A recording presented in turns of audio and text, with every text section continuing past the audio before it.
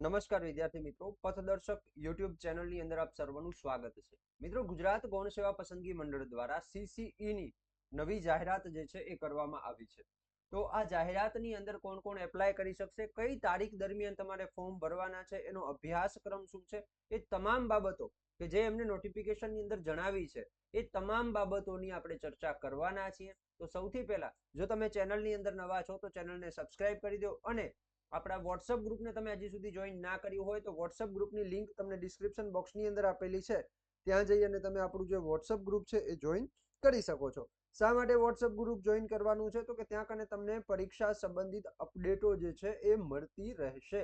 એટલે વિડીયોના ડિસ્ક્રિપ્શન બોક્સમાં જાઓ અને ત્યાં જઈ અને આપણું વોટ્સઅપ ગ્રુપ જોઈન કરી લો. સૌથી પહેલા વાત કરીએ એ પહેલા, જો તમે ગુજરાત હાઈકોર્ટ બેલીફની તૈયારી કરો છો તો પથદર્શક એપ્લિકેશન ઉપર ગુજરાત હાઈકોર્ટ બેલીફની સ્પેશિયલ મુખ્ય પરીક્ષા માટેની બેચ કોર્સ ઉપલબ્ધ છે, જેની કિંમત માત્ર ને માત્ર 899 રૂપિયા છે. બરાબર, તો અત્યારે ઓફર ચાલી રહી છે, 66% ઓફ મળી રહ્યું છે. એ 66% ઓફ ના કારણે તમને 898 રૂપિયામાં તમને આ બેચ કોર્સ મળી રહી છે. ઓકે, તો વિડીયોના ડિસ્ક્રિપ્શનમાં લિંક આપેલી છે. એ ઉપરાંત જો તમે ગૌણ સેવા પસંદગી મંડળની ગ્રુપ બી ની તૈયારી કરતા હો તો ગ્રુપ બી ની મોક ટેસ્ટ પણ ઉપલબ્ધ છે, પરંતુ આ જે મોક ટેસ્ટ છે એ નવી પરીક્ષા પદ્ધતિ મુજબ છે. ઓકે, બીજું કે સંપૂર્ણ અભ્યાસક્રમ આધારિત છે. ઓકે, 11 મોક ટેસ્ટ છે. અને બીજી વસ્તુ મહત્વની કે જ્યારે આનું જે ગ્રુપ બી ની એક્ઝામ ડેટ ડિક્લેર થશે એટલે આપણે આ મોક ટેસ્ટ જે છે એ અપલોડ કરવાના છીએ, તો તમે જોડાઈ શકો છો. વાત કરીએ ગૌણ સેવા પસંદગી મંડળની નવી ભરતીની, તો આ જે ભરતી છે એ દિવ્યાંગ ઉમેદવારો માટે ભરતી છે. કેના માટે છે? દિવ્યાંગ ઉમેદવારો માટેની ભરતી છે.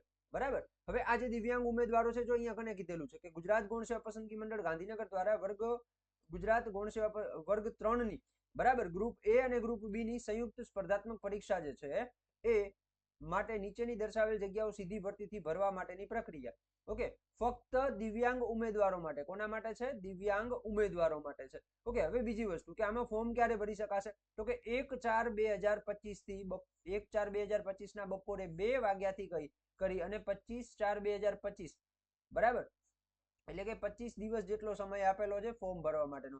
આ ખાસ તમને કહી દઉં કે માત્ર દિવ્યાંગ ઉમેદવારો જ આમાં ફોર્મ ભરી શકશે. દિવ્યાંગ ઉમેદવારો જ આપણે આમાં ફોર્મ ભરી શકશે. બરાબર, એની વેબસાઇટ જે ઓજસની વેબસાઇટ છે GSSB gujarat.gov.in પર મૂકવામાં આવશે.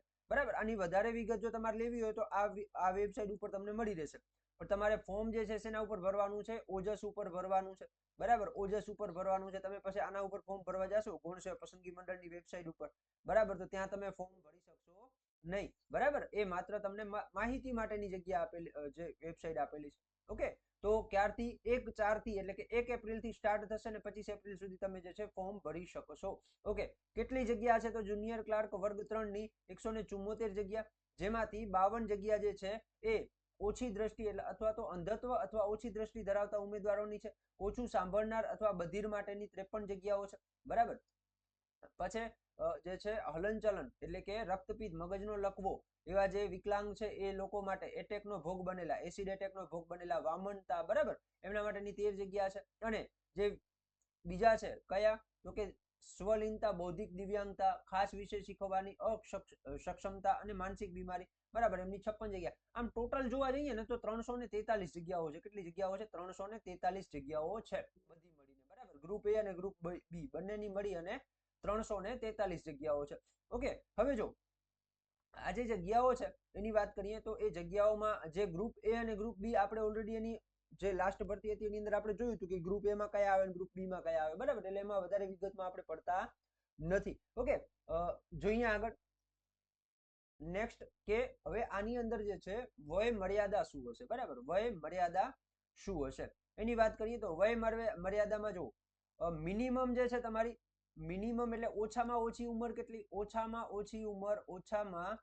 ઓછી ઉંમર કેટલી? તો કે 20 વર્ષ. ઓછી 20 વર્ષ. બરાબર, અને તમને છૂટછાટ સાથે વધુમાં વધુ 45 થી ઓછી, વધુમાં વધુ 45 થી ઓછી. બરાબર, 45 વર્ષની વય મર્યાદા. બરાબર, મહત્તમ 45 વર્ષની વય મર્યાદા સુધી તમે જે છે ફોર્મ આ ભરી શકશો. ઓકે, બીજું કે અરજી જ્યારે તમે કરો છો એની છેલ્લી તારીખ એટલે 25/4 સુધી તમારે 20 વર્ષ પૂરા થઈ ગયેલા હોવા જોઈએ, અથવા તો 45 થી ઓછા વર્ષના હોવા જોઈએ, અથવા 45 વર્ષ પૂરા કરેલો હોવા જોઈએ, બરાબર. એનાથી વધારે હશે તો તમે ફોર્મ નહીં ભરી શકો. ઓકે.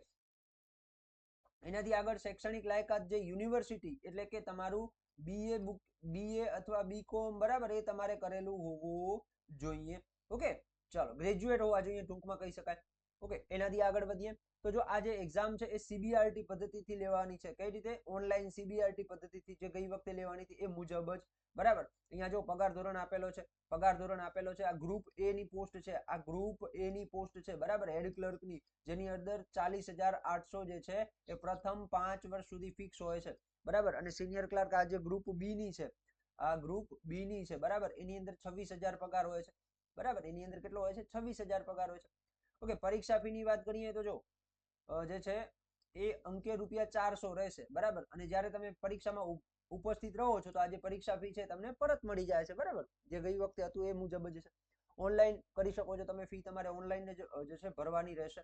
ઓકે, અને જેમાં તમારે રિટર્ન લેવા છે એમાંથી જ તમારે ઓનલાઈન કરવાનું, કારણ કે ગઈ વખતે પ્રોબ્લેમ થયા હતા ઘણાને.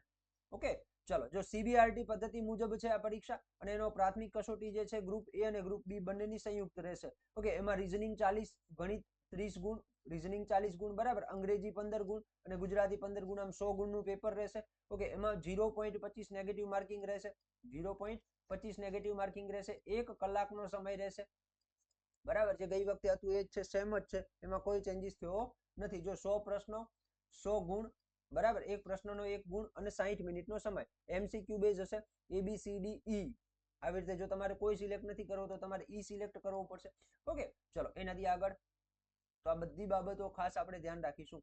લૈયાની સુવિધા મેળવનાર ઉમેદવારોને શું કરશે? પરીક્ષામાં દર કલાક દીઠ 20 મિનિટ, એટલે કે 1 કલાક ને 20 મિનિટનો સમય આપવામાં આવશે, બરાબર. જેમને લૈયાની જરૂર પડે છે એમની વાત છે.